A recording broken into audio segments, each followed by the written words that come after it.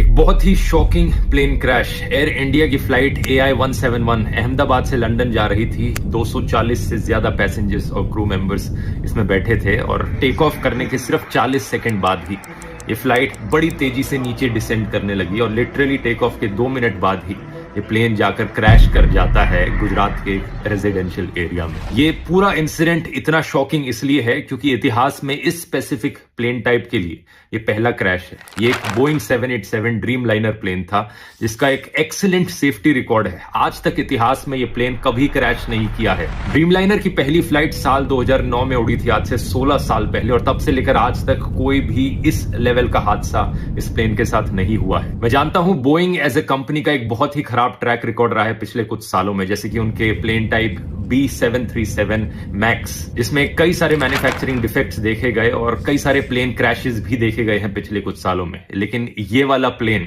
वो नहीं था। इस प्लेन का स्पेसिफिक कोड नंबर VTANB था, जिसे आप इंटरनेट पर जाकर सर्च करोगे तो सारा डेटा मिल जाएगा। ये 11 साल पुराना प्लेन था, कोई ज्यादा पुराना प्लेन नहीं था। ड्रीम लाइनर्स का लाइफ स्पैन 20 से 30 साल तक का होता है। जो पायलट इस प्लेन को उड़ा रहे थे, कैप्टन सुमित सबरवाल, उनका खुद का भी 8200 फ्लाइट आवर्स का फ्लाइट एक्सपीरियंस था, जो कि बहुत अच्छा होता है। तो पायलट भी इनएक्सपीरियंस नहीं थे। अगला सवाल आपके दिमाग में आएगा कि क्या वेदर खराब था? ऐसा भी नहीं था। 1:30 बजे दोपहर के ये क्रैश हुआ। वेदर कंडीशंस अगर देखी जाए तो लगभग 40 डिग्री सेल्सियस के आसपास का तापमान था। कोई ज्यादा तेज हवाएं नहीं चल रही थी। विजिबिलिटी जो थी बहुत ही अच्छी थी, 6 किलोमीटर से ज्यादा की विजिबिलिटी। तो ऐसे में सवाल उठता है कि यहां प्रॉब्लम कहां पर हुई। इसका असली जवाब हमें जल्द ही पता लगेगा। अभी प्लेन के ब्लैक बॉक्स से इंफॉर्मेशन को रिट्रीव किया जा रहा है, लेकिन मोस्ट लाइकली ये पूरा हादसा एक बहुत ही भयंकर टेक्निकल फेलियर का लग रहा है। क्या यहां पर कोई इंजन फेलियर हुआ है मेंटेनेंस फेलियर की वजह से? इसका असली जवाब तो हमें तभी पता लगेगा जब ब्लैक बॉक्स को रिट्रीव करके